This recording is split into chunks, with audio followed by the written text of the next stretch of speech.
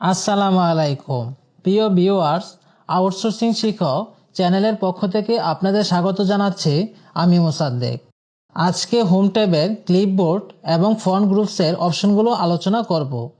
চলুন ক্লাসটি শুরু করি।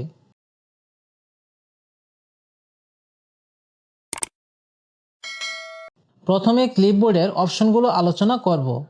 সেলটি সিলেক্ট করে কাট অপশনে ক্লিক করে অন্য একটি সেল সিলেক্ট করে পেস্ট অপশনে ক্লিক করে শব্দটি কেটে এই সেলে চলে আসছে। সেলটি সিলেক্ট করে কপি অপশনে ক্লিক করে অন্য একটি সেল সিলেক্ট করে পেস্ট অপশনে ক্লিক করে শব্দটি কপি হয়ে এই সেলে চলে আসছে। কাট এবং কপি এই দুটি অপশনের মধ্যে কোন অপশনটি কখন ব্যবহার করবেন তা আলোচনা করব। কোন স্থানের ডাটা সম্পূর্ণরূপে কেটে অন্য স্থানে সেম ডাটা ব্যবহার করার জন্য কাট অপশন ব্যবহার করব। এই প্রোডাক্টের ডাটা এখান থেকে সম্পূর্ণরূপে কেটে এখানে ব্যবহার করব। প্রথমে প্রোডাক্টের ডাটা সিলেক্ট করে কাট অপশনে ক্লিক করে এখানে সেলটি সিলেক্ট করে পেস্ট অপশনে ক্লিক করে প্রোডাক্টের ডাটা এখান থেকে কেটে সম্পূর্ণরূপে এখানে চলে আসছে। কোন স্থানের সেম ডাটা এক বা একাধিক স্থানে ব্যবহার করার জন্য কপি অপশন ব্যবহার করব। এই প্রোডাক্টের ডাটা একাধিক স্থানে ব্যবহার করব। প্রথমে প্রোডাক্টের ডাটা সিলেক্ট করে কপি অপশনে ক্লিক করে এই সেলটি সিলেক্ট করে পেস্ট অপশনে ক্লিক করে এখানে প্রোডাক্টের সেম ডাটা কপি হয়ে চলে আসছে।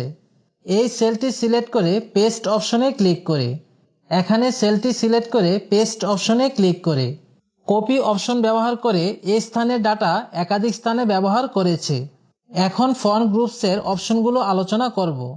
শব্দটি সিলেক্ট করে ফন্ট অপশনের অ্যারো আইকনে ক্লিক করার পর অনেক ফন্ট শো করবে।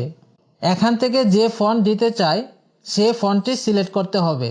ফন্টটি সিলেক্ট করার পর শব্দটির ফন্ট পরিবর্তন হয়ে গেছে। এখানে ক্লিক করার পর একটি ফন্ট শো করছে। এখানে ক্লিক করার পর অন্য একটি ফন্ট শো করছে। শব্দটি সিলেক্ট করে ফন্ট সাইজ অপশনের অ্যারো আইকনে ক্লিক করার পর বিভিন্ন রকম ফন্ট সাইজ শো করবে। এখান থেকে যে ফন্ট সাইজটি দিতে চান সে ফন্ট সাইজটি সিলেক্ট করবেন। ফন্ট সাইজটি সিলেক্ট করে শব্দটির ফন্ট সাইজ পরিবর্তন হয়েছে। শব্দটি সিলেক্ট করে ইনক্রিজ ফন্ট সাইজ অপশনে ক্লিক করলে ফন্ট সাইজটি আস্তে আস্তে বড় হবে। শব্দটি সিলেক্ট করে ডিক্রিজ ফন্ট সাইজ অপশনটি ক্লিক করলে ফন্ট সাইজটি আস্তে আস্তে ছোট হবে। শব্দটি সিলেক্ট করে বি অপশনে ক্লিক করে শব্দটি বোল্ড হবে। নিচের শব্দগুলো সিলেক্ট করে বি প্রেস করে বোল্ড করে শব্দটি সিলেক্ট করে আই অপশনে ক্লিক করে শব্দটি ইটালিক হয়ে যাবে।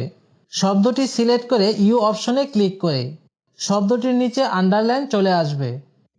এখানে প্রতিটি ওয়ার্ড সেলের ভিতরে আছে, কিন্তু ফাইল অপশন থেকে প্রিন্ট অপশনে ক্লিক করলে এখানে সেলগুলো শো করে না। ফাইলটি প্রিন্ট দিলে পেজটি এরকম আসবে।